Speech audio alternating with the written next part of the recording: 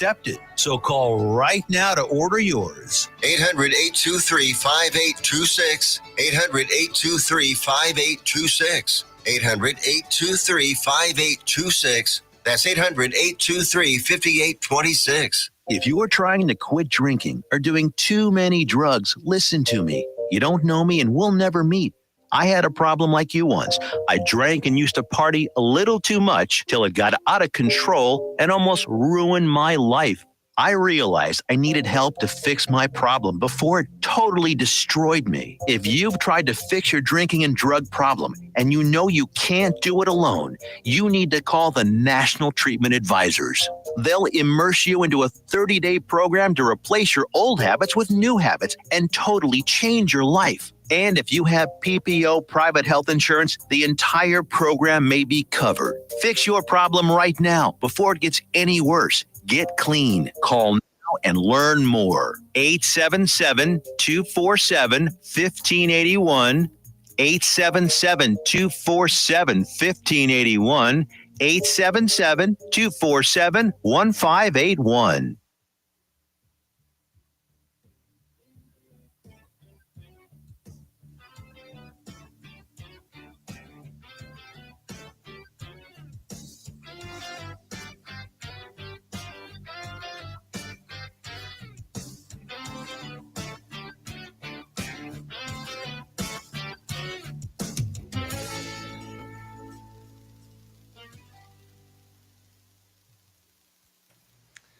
Okay, can you hear me now? Hang on, I'm checking.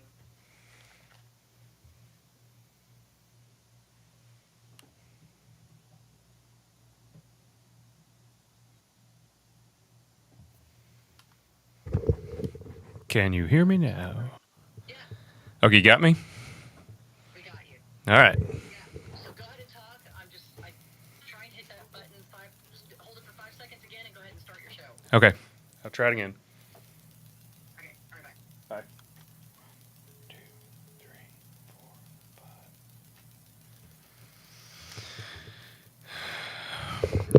4, 5. All right. Welcome in, everybody, to Game on NTX, Local Heart, National Pulse. Before we get too far into the show here, I would like to acknowledge our sponsor. It is Ensemble Co-working, Fort Worth's hub for private offices, co-working, meeting spaces, and virtual mail. Find your perfect workspace at ensemblecoworking.com. All right, folks, we're going to get into it a little bit tonight. We're going to hit a few quick hitters first before we really dive into the meat of the segment. I just want to finish up a little bit more with America's team, the Gambler and his Cowboys, the story about Jerry Jones and the 90s Cowboys predominantly. Finished up the last couple episodes. The next to the last one was an episode called Cocaine Cowboy, and it kind of revolved around revolved around wide receiver Michael Irvin's legal troubles that he had gone through. It reflected a lot about what had happened with him and the trouble that he got into, and it really showed. Honestly, it showed in the end how many of his teammates cared about him, because especially with Troy Aikman coming to the trial and sitting there and people showing up for him. But the last episode was kind of a recap. They brought Jimmy Johnson back, put him in the Ring of Honor finally, and it was just kind of a recap over all the things that had been going on. Next, we're going to get into a little bit of the Texas Rangers. It has been such a roller coaster season. They managed to get back to 500 last night with a 7-3 win over the Angels. They have now won 4 out of 5, and it's been a frustrating season. This has been some of the best pitching that this team has ever had, and so it's they're continuing to fight. They haven't given up yet, but they have. They're getting shorter and shorter. They've got key injuries now, 3 key injuries. Nathan Eovaldi, who's been just borderline, he's been at times dominant this year, and if he had enough innings to qualify, he would be a heavy Cy Young contender, but as it is, he missed a little bit of time early in the year. It was a little bit short on innings of qualifying for all that stuff. And now he's going to miss the. If it goes to the playoffs, maybe they make a deep run in the playoffs. Maybe he pitches again, but it's highly unlikely that we see Nate Eovaldi back on a mound for Texas this year. He has a strained rotator cuff. They don't want to chance it, so they're gonna sideline him. So if there's somehow, some way they get into the playoffs, then maybe he'll come back. But I wouldn't bank on it. We've lost Evan Carter for the season with the fractured wrist, and this is for a team that has struggled to find offense most of the year. You look at runs per game, and they're not the worst in the league, but the way they score their runs is they could score 10 one night and then get shut out the next. 7 one night, get shut out the next. They score runs in bunches. It's their record just doesn't indicate. You look at the number of runs scored, and you think, well, in the run differential, you think, well, they should be better. It's because they don't. It's because they score runs in odd ways. They score runs in bunches, and then they go into a long drought. They score a bunch one game, don't score a lot the next, or for like 3 games in a row. I love this team. I love that they're still fighting, but they're just. I just don't know if they're going to have the horses. They've got Jacob Latt's going tonight. He's not a normal starter. He's one of your long men and one of your long relievers out of your bullpen. They're going to try and ride him for as long as they can. They got a great start last night from Patrick Corbin. He has been in a bit of a rough patch. He's pitched well to start the season. He's been in a bit of a rough patch, but he came through last night. 8 innings of shutout ball, only allowed 3 hits, struck out 8 guys. Very, very dominant performance, and the offense picked up. They scored 7 runs last night. The only real drawback about last night was the fact that the bullpen gave up 3 runs at the end of 3 runs in the 9th, and it was the 3 runs that were given up were by one of their acquisitions, Danny Coulomb, not a closer. Phil Maton also pitched. He was another one of their acquisitions. He didn't really give up anything, but the fact is their bullpen acquisitions just have not panned out, and now it's getting late in the season. Injuries are starting to hit this team, and while they're still fighting, they're 6 games out of the division lead of the Astros, which is not completely insurmountable. But right now, it's not likely. There's just too many teams between them and that, and there's even more teams between them and the wild card. They're 5 games out in the wild card race, and time's starting to get short. You're looking at just a little over a month left in the season, and you're running out of time to make up ground. You have to have a ridiculously hot stretch, which I'm not saying it's not possible, but there's just a good chance that they're not going to make the playoffs this year, and it's sad because it's been one of the best team pitching seasons, at least starting pitching wise, that this franchise has ever had, and it's tough to see it go by the wayside. And we know there are going to be changes next year. Adolis is probably not going to be back because of the money he makes, and his defense has been great this year once again, but his offense has fallen off badly. Jonah Heim, they're probably going to need to find him a new home because he's really regressed. I don't know that he's ever going to get back to being the all-star catcher that he was before. He was an all-star in 23 when they won the World Series, had a great season then, and it's just steadily been in decline. He still had a solid season defensively, but you're probably gonna have to look elsewhere there. And guys like Josh Young and Evan Carter, both young players, but can they stay healthy? I mean, we're not seeing anything there. I mean, Evan Carter, every time you turn around, he's injured, and then of course you get the fractured wrist. Josh Young has missed time this year, and then there was a stint when he got sent to the minors because he wasn't right. This is a team that's going to be in heavy flux next year. You don't know what you're going to have DeGrom back. Hopefully, Eovaldi's healthy, but they're getting older. They're going to have to add Merrill Kelly. Merrill Kelly is one of the starting pitchers, probably the best player that they got at the trade deadline. but he's a free agent after this year, and I doubt that they're going to commit big money to him. They might, but to me, it's unlikely that they're going to commit big money to him because he's pitched okay here, but he hasn't screamed, we got to get this guy signed long term.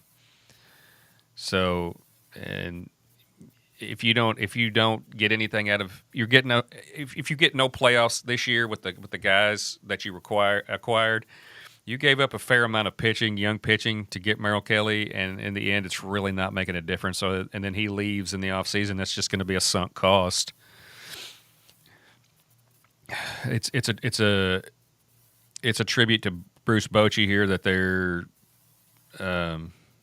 still fighting, that they're still trying to get this thing going. But as much as we love the Rangers, we might have to come to the realization that this is not going to be their season. All right, folks, let's get into it. This is when the fun starts. This is the fun part of the year for John and I. By the way, John is not with us this evening. I'd like to wish him and Miss Nikki a happy 20th anniversary. They are enjoying their time together this evening. It's football season, ladies and gentlemen. It's mine, and I think I can speak for John too when I say it's also his favorite time of the year as far as sports go. This time of the year is fantastic because you have just about every major sport. Either within the next month, you'll have almost every major sport going or starting to get going, between football, basketball, baseball, hockey. It's really, if you like NASCAR, do you like golf? It's still going too. So you got all kinds of options. But for us, this is Texas, and football is king. So, you already got high school games going on. You had the college slate started last week in a small dose. But this week this week is when the fun really starts to happen. You've got a few big games on the schedule. Clemson, number 9 LSU is traveling to number 4 Clemson. It should be a heck of a matchup. Both teams are loaded. They both have really, really good teams. I like Clemson a lot this year. I think they could be one of your top teams that you need to look at for potentially winning a national championship. They don't have a very tough conference in the ACC.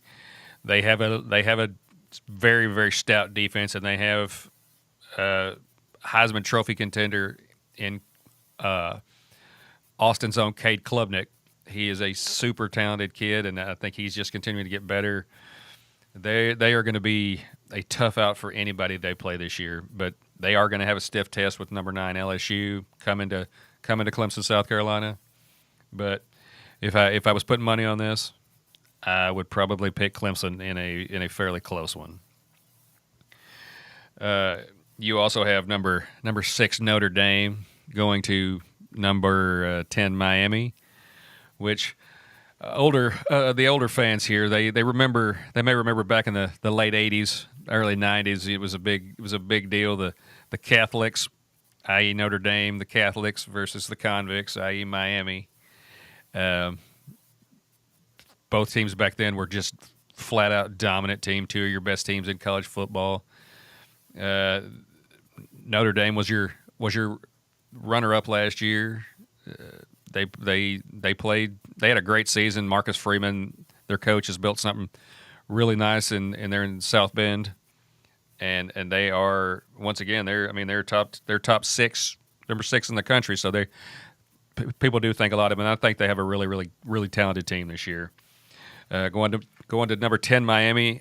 Honestly, they've got Carson Beck coming in, the transfer from Georgia, solid quarterback. But as a whole, I don't know what they have. I think their offensive line is pretty solid. But I still think, even though this is a home game for Miami, I still think Notre Dame is a little bit better team. I would pick Notre Dame to go over Miami in that one, just by a little bit. The big one for most of us that are listening to this is going to be number 1 Texas. That's right. I said the number 1 University of Texas Longhorns travel to Columbus, Ohio for an 11 a.m. kickoff against the defending national champion, number 3 ranked Ohio State Buckeyes. We're gonna get into this. We're gonna go over some matchups with you a little bit here. I just think this is going to be an outstanding game. I'm almost giddy with anticipation for this game. You get to see what Arch Manning has. He started a couple of games last year, but he has not started a true road game against the defending national champions. And granted, they are not the same. These are not the same Buckeyes that they had last year. They lost a lot of players.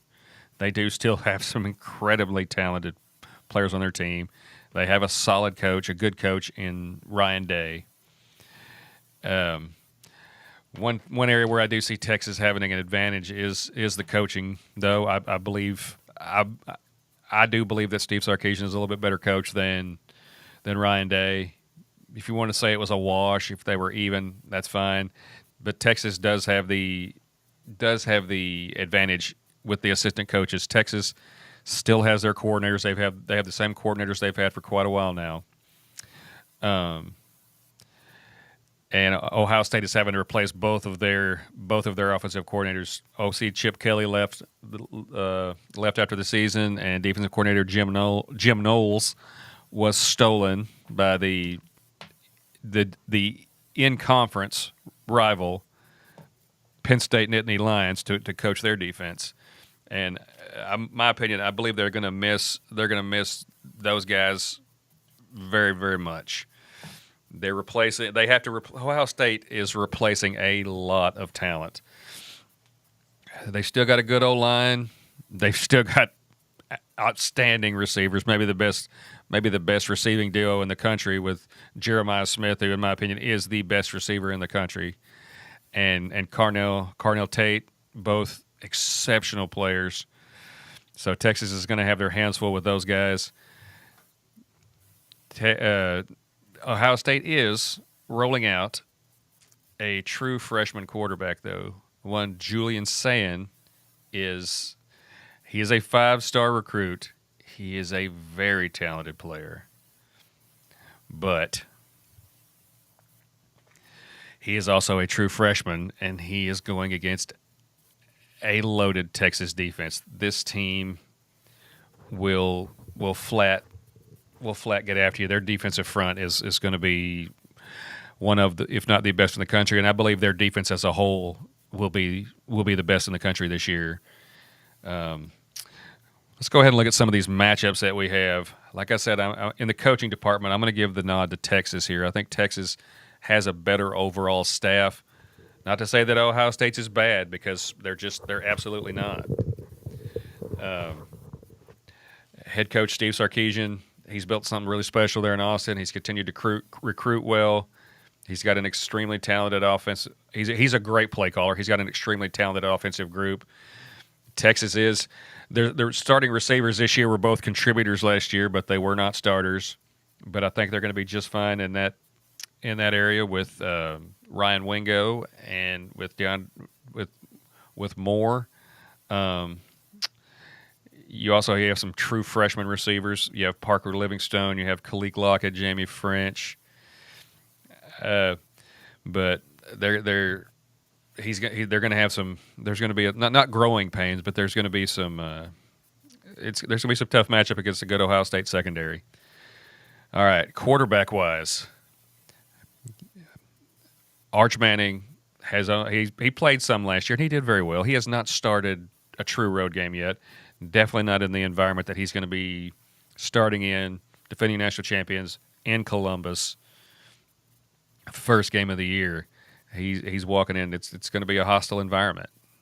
I like to think that Arch is going to be cool. He's going to be calm. He's going to be collected, and he's going to handle himself just fine. But you never know with a young quarterback. I will give Texas the nod here in the quarterback department, because while Julian Sayin, also very talented young man, he is a true freshman. He has never played in a college football game in his life. He will be going up against a ferocious Texas pass rush. So, like I said, talented kid. And he has don't get me wrong. Don't get me wrong. Say, like I said, saying talented kid, and he has a good O line in front of him. But we're going to get into that in a minute. I just think the Texas defensive line is going to be too much for the Ohio State offensive line. I think Texas defense as a whole, they've got pass rushers they can bring from every angle, and that's all the way from the back end to the D line. It's just they're gonna come at you in waves. They've got a ton of talented pass rushers. Let's see here. The running backs, I would give the edge to Texas there. You have the leading returning running back in the SEC in Quintravion Wisner. You have a returning C.J. Baxter, who was the starter before he got hurt in camp last year. C.J. Baxter, one of the most highly recruited running backs coming out of college, before his freshman year, and he's coming off a severe knee injury. So, Texas was trying to take it easy with him in camp, but he came out, he impressed Steve Sarkisian, so they started to take the gloves off a little bit and ramp him up a little bit. And I look for C.J. Baxter to be a factor. I don't know that he'll be starting, but he will be a factor this year. They also have Jarrett Gibson, Christian Clark. They've got some good backs back there. And Ohio State is having to replace a really dynamic duo in Travion Henderson and Quinshon Judkins. The guys that they have back there are talented. Obviously, this is Ohio State. They recruit at a very high level. But they're still going to have to replace these guys. And Texas has a known – I'm going to go with the known over the unknown there. So I believe I'm going to give Texas the edge in the running backs too. The first win, wide receiver, the first win that I see for Ohio State University is in wide receiver. Like I said, Jeremiah Smith is the best receiver in college football. You can argue maybe Ryan Williams at Alabama, but I would take Jeremiah Smith all day, every day. And you also have on the other side, you have Carnell Tate. He's an extremely talented receiver. He would be a number one receiver on most teams.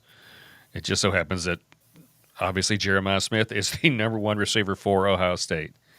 But they are.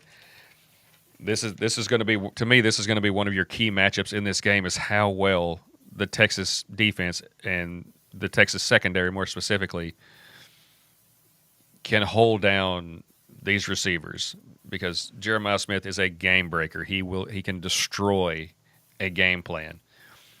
Texas had a good plan last year when they played in the Cotton Bowl. They didn't give him a lot at all. Hopefully they can figure out a way to scheme it up again to where they at least slow him down, they contain him a little bit, because if they don't, he could really wreak havoc and really cause a lot of problems for Texas. Texas is going to have to make an adjustment, because you can't come out and play just like you did. Despite it being successful, you can't come out and play just like you did against him last season in the Cotton Bowl game. But I do believe Ohio State has the edge in wide receivers. Tight ends, I'll be honest with you, I don't know a ton about Ohio State's tight ends. What I do, and I haven't seen Texas tight end. He's a transfer from Cal named Jack Andrews. I haven't seen a lot of him.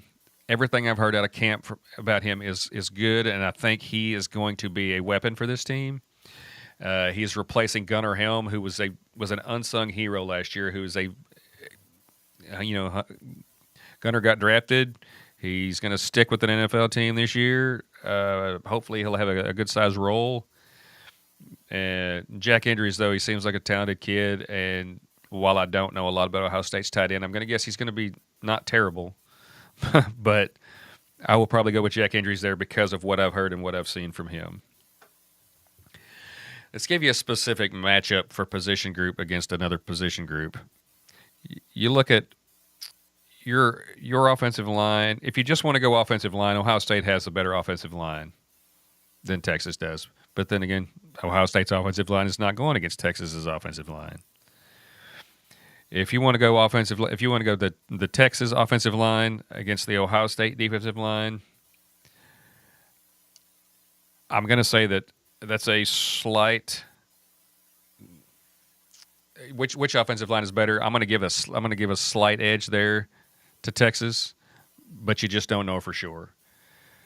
But where tips were, and I think I think the offensive lines are about even, but where the difference is, which offensive line is going to hold up better against which team's defensive line.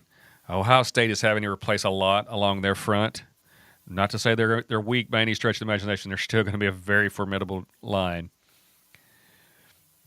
on defense. And Texas is replacing some guys, and they don't have a ton of depth there, but I think they're going to be able to hold their own with the Ohio State defensive line. And like I've stated already, when it comes to one of the advantages that I do believe Texas has, and it's one of their bigger advantages, it's going to be their defensive front against the Ohio State offensive front. Like I said, not to downgrade at Ohio State's defense or offensive line at all. They are a very, very strong team. They have a solid O-line. They're returning, I believe, 3 starters. But Texas is going to come at you in waves, and they are relentless. Colin Simmons, Ethan Burke, Neto Omazilio, Brad Spence, Trey Moore, just wave after wave. And I'm sure I'm leaving out some guys. They just will not stop. And Texas, they were light in the defensive tackle department, so they went out and they signed 3 transfers they got 3 guys from the transfer portal, all very talented. Murad Watson was a highly recruited player. They got to him from Syracuse. He looks like he's going to be one of your starters. Travis Shaw was a former 5-star recruit that went to UNC. Didn't pan out there. He is in Texas now. And you also got a transfer from Purdue named Cole Brevard. Hopefully, Cole's going to come in and he's going to do something really good for you. So, I think your defensive tackle rotation with your starters being Murad Watson and Cole Brevard is going to slow down anything in the middle, and you're going to have guys screaming off the edge.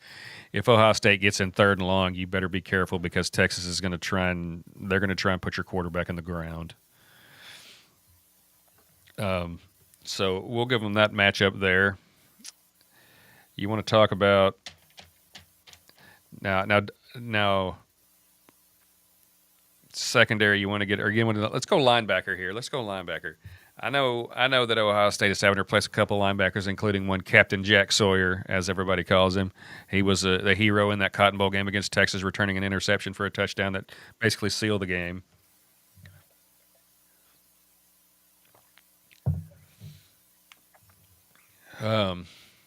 So you're gonna be losing that. You're gonna be losing that guy.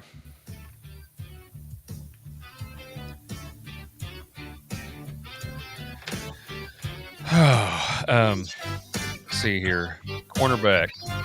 Let's get into secondary talk here. Ohio State's they've got some good corners. They've got solid corners. Texas is replacing, some all-world. Attention all business owners and creative minds. Do you need a unique and personalized touch for your products?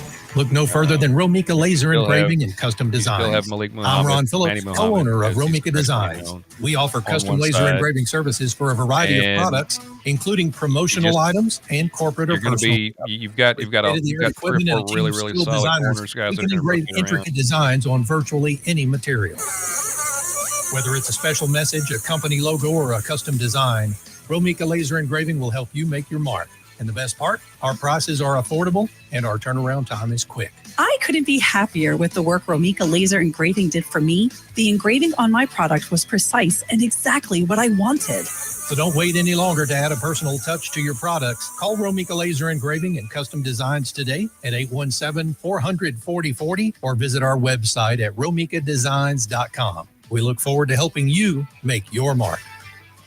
Hey travelers, do you want to save money on your next flight? Then pick up the phone and call. That's right, call, because the best prices are not online. They're with SmartFares. See, SmartFares has special deals with the airlines. When they have unsold seats, they use SmartFares to fill them. So you get airline tickets at ridiculously low prices. Our prices are too low to publish online.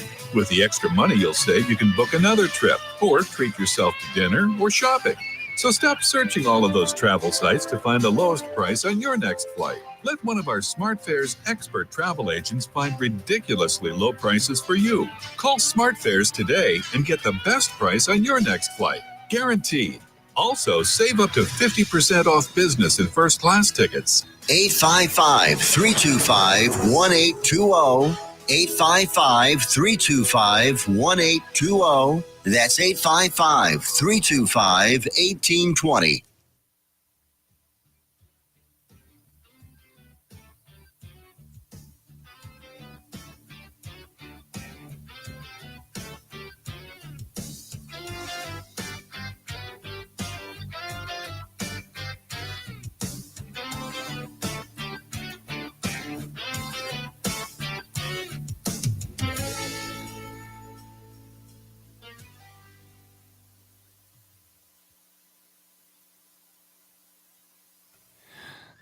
All right, welcome back to Game On NTX tonight, which is brought to you by, once again, by Ensemble Co-working, Fort Worth's hub for private offices, co-working, meeting spaces, and virtual mail. Find your perfect workspace at ensemblecoworking.com. All right, we ran a little bit long there a while ago. We will jump back into this with your I don't know where we ended off here, but let's go back to some linebackers. Texas had some reshuffling going around this year. Trey Moore was an edge. He has moved back to linebacker. Texas got one of the transfers that they got in the transfer portal was a young man named Brad Spence, was a linebacker out of Arkansas. They liked what they saw from Brad Spence rushing the passer, so they switched him out to edge. And so now he's another one of your pass rushers, and he's, from what I understand, he's been pretty impressive with that. So you also have guys like, let's see, Lifau. I can't ever say his name right. Leone Lifau, and let's see, Ty Anthony Smith is another young man that's talented back there to go along with one of, if not the best linebacker in the country, Denton's own Anthony Hill Jr. The young man should win numerous awards this year as a defensive player. He's going, in my opinion, he's going to be the best linebacker in football. He's going to be a top, 15 to 20 draft pick. He's incredibly talented. The kid is so gifted, and he's just he can rush the passer. He can stop the run. He can play in coverage. You're gonna be hard pressed to find a better linebacker in the country this year, and he's going to be the captain of that Texas defense. He's going to be the leader of that defense. So, your linebacker crew is going to be solid. Ohio State, like I said, they lost a few guys in most notably Jack Sawyer, affectionately known by Ohio State fans as Captain Jack Sawyer, who had the game-sealing interception in the Cotton Bowl against Texas to put that game out of reach. While Texas was busy, Texas was close to driving it in for a touchdown. Oh no, was it? No, it wasn't an interception, was it? It was a fumble. I keep saying that it was an interception. It was a fumble. What a day! But that was a game that ended up being a 2-touchdown game, but it was much closer than that. As anybody that saw the game knows, that it was a much closer game. Texas goes in and scores there. It's a tie ball game, as it was. Ohio State returns that fumble the length of the field. It's a 2-touchdown game. Texas just did not have the time to recover. Okay, like I said, linebacker wise, I definitely give the edge to Texas there, and I think that's one of their bigger wins as far as what you're looking at position group wise. Cornerback wise, you've got solid on both sides. I don't know that you'll have spectacular on both sides. Texas has to find a way to slow down Jeremiah Smith, though, because like I said, he is a game wrecker. And if they cannot find a way to slow him down, this could be a very, very long day for Texas. That said, I do have faith in the Longhorns secondary. The corners, especially Manny Muhammad, is who I think is going to have a big year for this team. They are. This is if you wanted to tell me that you thought this was a wash, that these position groups were equal, I wouldn't argue with you, because I do think that they are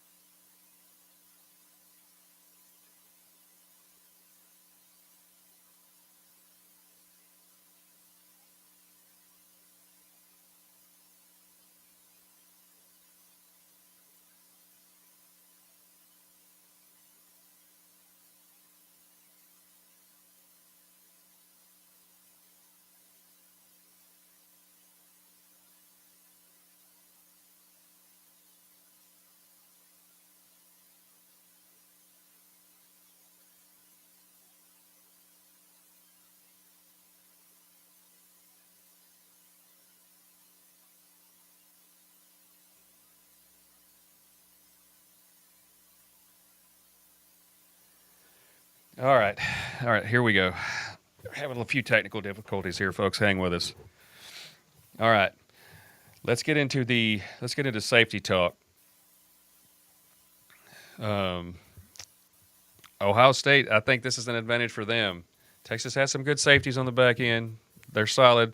They did lose, including Michael Taft, who is a preseason All-American. He's a super talented kid. He is incredibly gifted. And he's a former walk-on, as you know, that worked his way up from walk-on to special teamer to starter to All-American. He decided to come back. He's been huge for this team.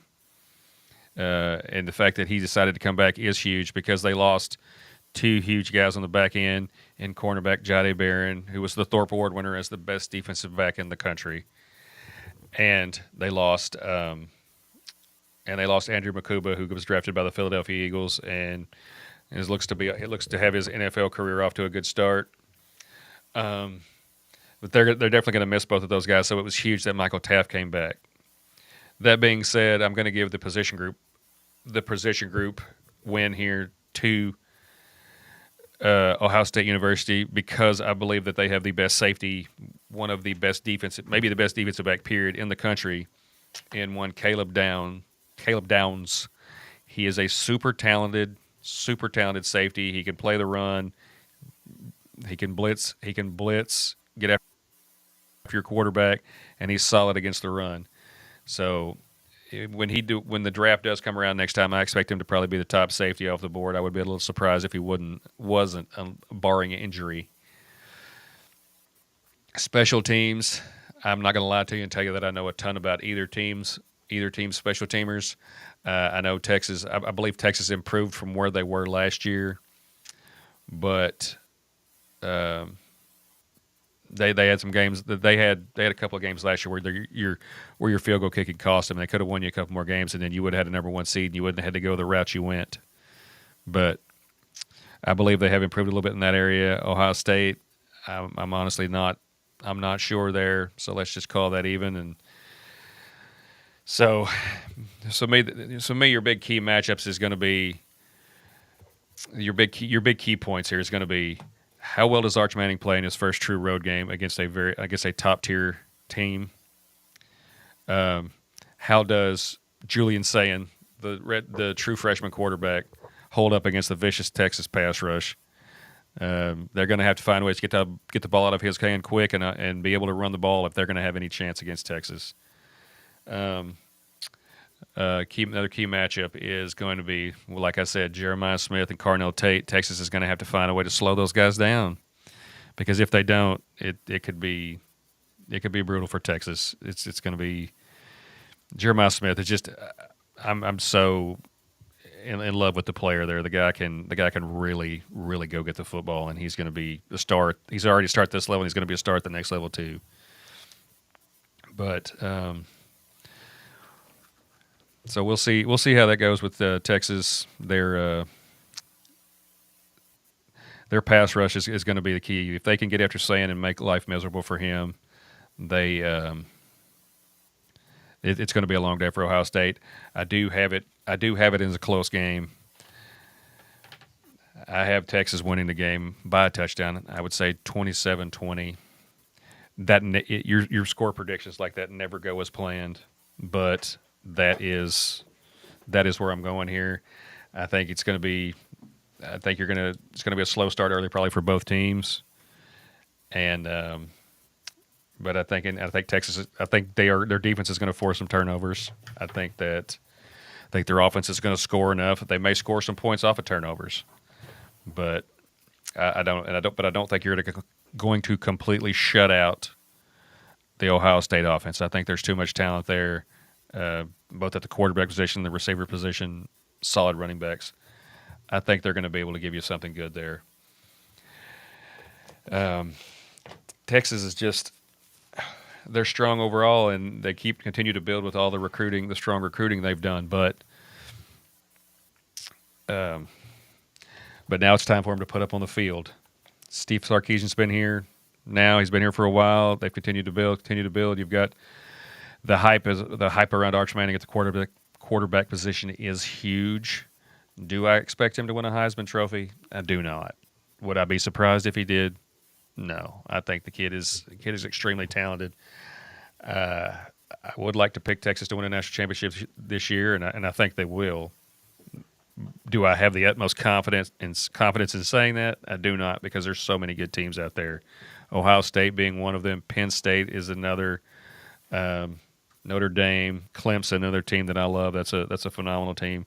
A team that Texas beat last year in one of the college football playoff games in Austin. But I think Arch Manning's going to get better as the season goes along. I don't think he's going to be your Heisman Trophy winner. I think he's going to have a good season with his arms, and he adds a dimension that you didn't have when Quinn Ewers was there. Quinn Ewers was not a runner. Arch Manning, as you saw last year, and had some really long runs. He can extend plays with his legs and can make plays with his legs. So that's going to open up another facet of the Texas offense this year. I think that Texas is going to steadily improve, but their schedule is going to be a bear. They have to go to Florida. They have to go to Georgia. They obviously have the Red River rivalry game at the Cotton Bowl here in Dallas, looks like they do every year. Fortunately, A&M does come to them this year, even though they did go to A&M and win last year in a tight one. A&M will come to them this year, and that is going to be no cakewalk. You can't slip up against teams like Kentucky or Vandy. You're going to have to be on point on your game every week, because anybody in this conference at any week can take you out. This is going to be a dogfight all year long, and Texas is going to have to hope that their O-line depth holds out, because they are thin there. That's probably getting a little too late. It's definitely getting a little too late in the transfer portal, because the season's going to start Saturday, so you don't have any reinforcements coming. That being said, I like Trevor Gooseby at left tackle. He came in last year and started some games and replaced Kelvin Banks, who was a first-round draft pick by the Saints. Gooseby came in, played well last year. This is a kid that was not a highly rated recruit, but has built himself, with hard work and dedication, has built himself into an extremely talented player. It's a player that a lot of people will believe will be a first-round draft pick come next April's draft. They did get DJ Campbell to come back. He needed to come back. I don't think he was ready for the next level yet. I could have said that about a couple of other linemen, at least one other lineman from Texas that actually did go pro. But DJ Campbell's back, and he's looked pretty nasty in camp, so hoping for a big year out of him. They are replacing other starters there, but they're solid. They have some talented guys behind them, but they are unproven. So, but like I said, that offensive line, I think, is going to be a work in progress, but they're going to have to hope for some good health. Texas defensive line, on the other hand, is not a work in progress. They are just filthy. It's going to be so much fun to watch that group last year. Even without starting last year, Colin Simmons had such a good year. He had such a dominant year. He put some people on notice. Like this year, he's coming in. He's the full-time starter. He's the guy at that edge position, one of those edge positions, and he is going to just be wrecking things. Moving Brad Spence from linebacker to edge, it's going to be another weapon. Ethan Burke, he came into his own last year. He's going to continue to be a solid, stout player. Colton Vasek, Nito Umazalio. John always says that. He always says that name better than I do. But the point being that you have a ton of players that can get after the quarterback, and the guys that you got in the transfer portal, and Watson and Shaw and Brevard are all big, massive humans that are going to be able to stop the run, there's going to be some times where they get pressure as well, because these aren't just big guys; these are big, athletic guys that are going to be able to get after the quarterback as well. If Texas offense holds their own, if they do not turn the football over, they are going to be a tough team to beat, and if they get a lead, I believe, and if that offense gets this team a lead, I believe it's going to be curtains, because then you have just a relentless pass to the relentless attack going after the quarterback, and I don't think that there's going to be a ton of teams, offensive lines, that are going to be able to stand up to that group. So I know Texas isn't the only team in the nation, but as far as we're concerned, this is the highlight. I think with college football, this is going to be the highlight game of the weekend. Number 1 versus number 3. You don't often see two teams ranked this high playing this early in the season. By some of the rankings, it's a number 1 versus number 2. But it's just going to be a fun matchup. It's going to be Saturday in Columbus. I know a lot of people would like to have had this game at night. I, for one, am glad it's going to be in the morning. That negates any extra advantage that Ohio State has. They're already playing at home. You know, they're already going to be playing in front of their home crowd, coming off a national championship. It's going to be a rabid fan base. They're going to be fired up. Excuse me. They are. It will be a very evenly matched game, in my opinion. That's why I only have it at a touchdown. I do believe one team is clearly more talented than the other, but you factor in the home field and the talent on the other side of the ball, and I think it's going to be a tight game. It's going to be a one-score game. So I believe the other contenders that you can look at this year, you've got Clemson, like I said, number 4 there. I think Ohio State, with their schedule, is going to be in it till the end. Penn State is going to be a very, very tough team. The Oregon Ducks, they lost a lot of players, including their starting quarterback, Dylan Gabriel. But I believe that they are going to be another formidable team, partially because of their schedule. They're in the Big Ten. They managed to avoid playing Michigan or Ohio State. The only real tough game that I see on the Oregon schedule is Penn State.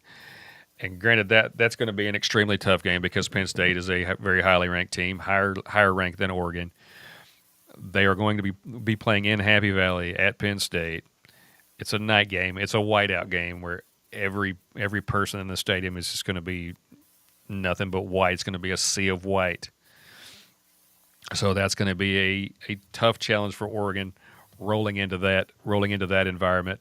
But if they come out of that with a win, I don't see a whole lot of stopping Oregon from being in the Big Ten title game because they don't have to play really any of the big boys.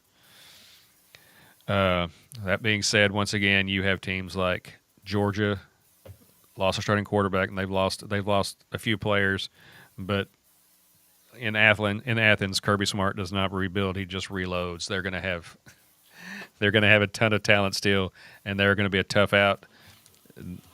It's the SEC, so every game is going to be a challenge. Texas does have to go to Georgia this year, so that's going to be a brutal game. But once again, I believe Texas has a slight advantage here.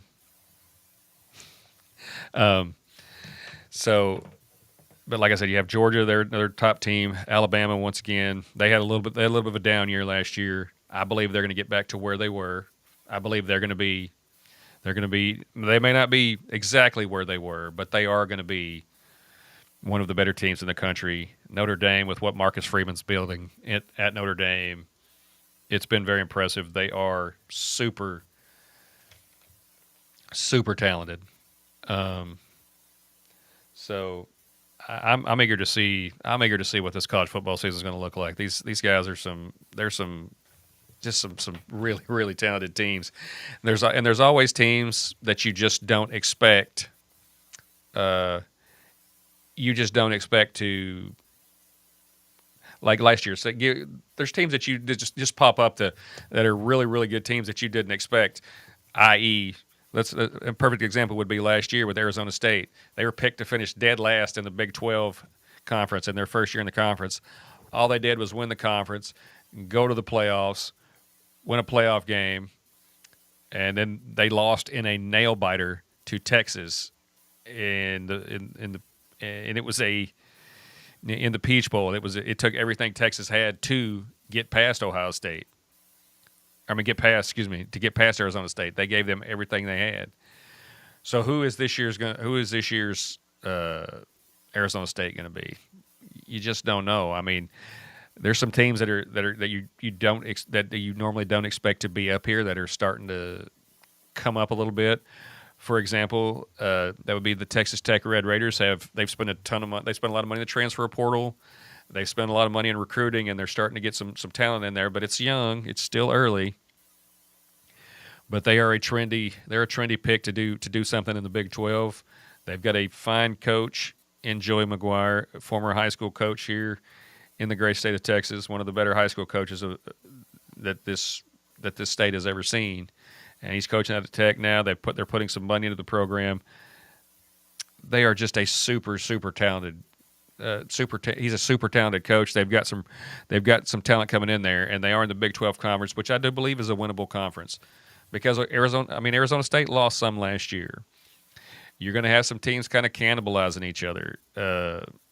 Iowa State beat Kansas State last week in one of the first games of the season. It was a ranked. Both teams were ranked. Ohio State comes out on top in that one.